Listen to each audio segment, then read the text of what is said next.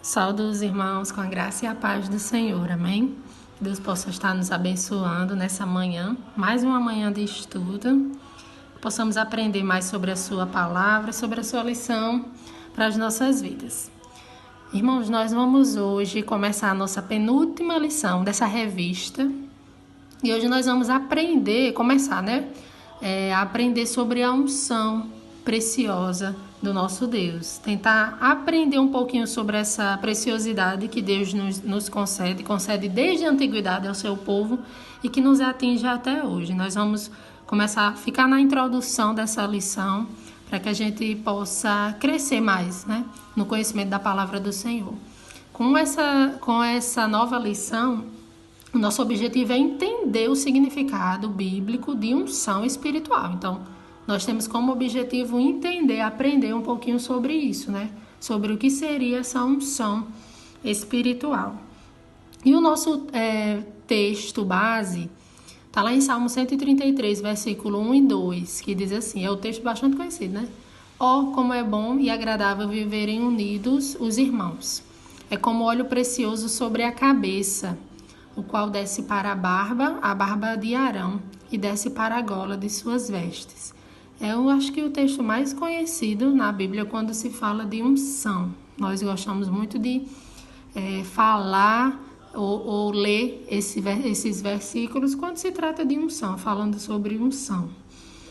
Nós vemos desde o início da Bíblia, os seus primeiros capítulos, que a unção ela estava muito relacionada a isso, a unção com óleo, utilizando o óleo, A unção com óleo é algo que na Bíblia é muito significativo, Começou com algo bem despretensioso, nós vamos aprender hoje, e que era utilizado o óleo, o azeite, mas para dar um pouco de significado em relação a isso. Na Bíblia nós vemos bastante o seu uso relacionado a isso.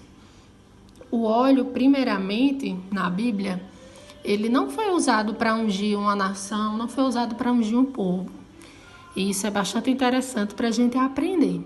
Na primeira vez que na Bíblia um óleo foi utilizado, ele foi usado por Jacó. E não foi usado para ungir uma pessoa, não. Na verdade, Jacó ele utilizou o óleo para ungir uma pedra. Vocês acreditam? Jacó, ele ungiu a pedra que ele usou como travesseiro, a pedra que ele estava sobre a sua cabeça, pedra na qual ele estava dormindo sobre ela.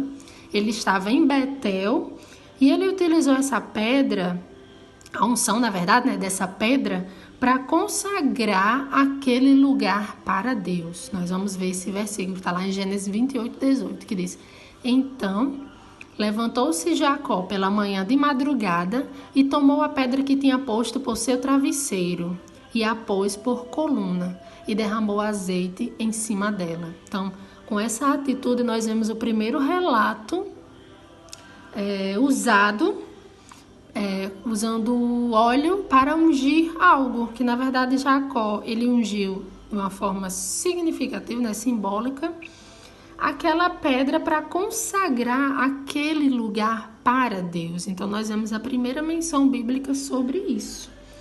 Mas não para por aí. Nós também vamos ter conhecimento hoje da primeira menção bíblica de unção com óleo em pessoas, que está lá em Êxodo 28. Na verdade, todo o capítulo 28 vocês podem com calma depois ler, caso os irmãos queiram. Nesse capítulo nós vemos a história de Arão e os seus filhos sendo consagrados para o sacerdócio.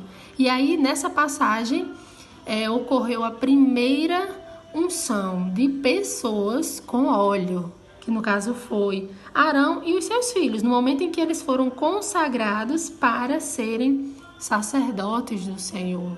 E aí, através do óleo, Deus unge todos eles, naquele momento. E a partir daí, isso se tornou uma prática bastante comum no decorrer da história da Bíblia. A gente tem conhecimento, é bastante comum no nosso conhecimento em relação à unção dos reis, A gente costuma ouvir falar que os reis, eles eram ungidos também por Deus. No Antigo Testamento, os reis de Israel, antes de subirem ao trono, eles eram ungidos. 1 Samuel 10:1. Então tomou Samuel um vaso de azeite e lhe derramou sobre a cabeça, e beijou-o, e disse: porventura não te ungiu o Senhor por capitão sobre a herança? Então aí nós vemos uma passagem na qual Samuel, ele está ungindo um rei, um futuro rei de Israel, né? Antes de subir ao trono. Isso era uma prática bastante comum. Os reis, eles eram ungidos antes de subirem ao trono. E nós vemos um pouquinho mais à frente na Bíblia, no livro do profeta Isaías, nós vemos que a unção, ela não era apenas reservada para os israelitas. Até esse momento, né, nós falamos de pessoas sendo ungidas, mas era o povo de Deus até então. Só que lá no livro de Isaías, nós vemos uma passagem de um rei persa, rei Ciro, que ele foi chamado por Deus e foi chamado de ungido, chamado de seu ungido. Porque ele, enquanto rei, ele iria autorizar que o povo de Deus, ele estava há 70 anos levado escravo, sendo 70 anos exilado, morando na Babilônia. A sua cidade tinha sido completamente destruída e o povo de Deus tinha sido levado cativo para a Babilônia. E estava naquela situação por 70 anos. Jerusalém estava completamente destruída. E aí Deus unge um rei persa, chamado Ciro, que não era israelita, nem era do povo de Deus, mas foi ungido por Deus. Foi chamado de seu ungido, né? Pelo próprio Deus, para libertar, para autorizar que o povo de Deus pudesse retornar para Jerusalém, para reconstruir suas vidas, né? Reconstruir sua cidade. Isso indica para a gente, meus irmãos, que... Vamos ler só o versículo, né? Antes que eu não li. Assim diz o Senhor ao seu ungido, a Ciro, a quem tomo pela mão direita para abater as nações diante de sua face e descingir os lombos dos reis, para abrir diante deles as portas, e as portas não se fecharão. Então aí está a passagem, né? De um rei que não era israelita, não fazia parte do povo de Deus, mas que para Deus foi ungido, né, para aquela obra, para aquela situação. Isso nos indica que para Deus, todo aquele que serve ao seu propósito é ungido. Todo aquele que serve para determinada obra, todo aquele que serve para determinada função para Deus é ungido. Não necessariamente sendo parte do povo de Israel, não necessariamente sendo parte do povo de Deus, né? Se alguém está servindo para o propósito de Deus, ele é ungido. Não necessariamente é algo eterno, eternamente ungido. Não, você é ungido para determinada função, para determinada obra. Se nós andarmos um pouquinho mais à frente, já no Novo Testamento, nós vamos entender um pouquinho sobre isso, né? Sobre a obra. Porque o próprio Jesus, ele se intitulava de Messias, não é mesmo? Esse termo Messias significa o rei ou o sacerdote ungido. No hebraico, o termo usado para ungido é Messias. Então, nós vamos pensar sobre isso. Cristo era o Messias, Cristo era ungido de Deus. Quem é ungido de Deus não é ungido para determinada função? Então, Cristo, ele era ungido de Deus para qual função? Isso todos nós sabemos, né? Jesus foi, na verdade, a expressão completa de ungido, porque ele fez a vontade de Deus de uma forma completa. Jesus, ele levou até as últimas consequências o plano de Deus, o grandioso plano e propósito de Deus para a salvação da humanidade. Ele foi ungido de Deus para desempenhar o plano de Deus para a humanidade, né? Por isso ele foi o mais completo ungido de todos os tempos, né? De toda a história. E se nós prosseguirmos um pouquinho depois da história, né, de Cristo, nós vemos que o apóstolo Paulo, ele nos ensina um conceito um pouco maior sobre unção, né? Não somente restrito a unção com óleo, a unção de um determinado momento, a unção somente para algo. Nós vemos que a unção de Cristo, a obra de Cristo, foi algo grandioso. E Paulo, ele expande ainda mais o conceito grandioso de ungido.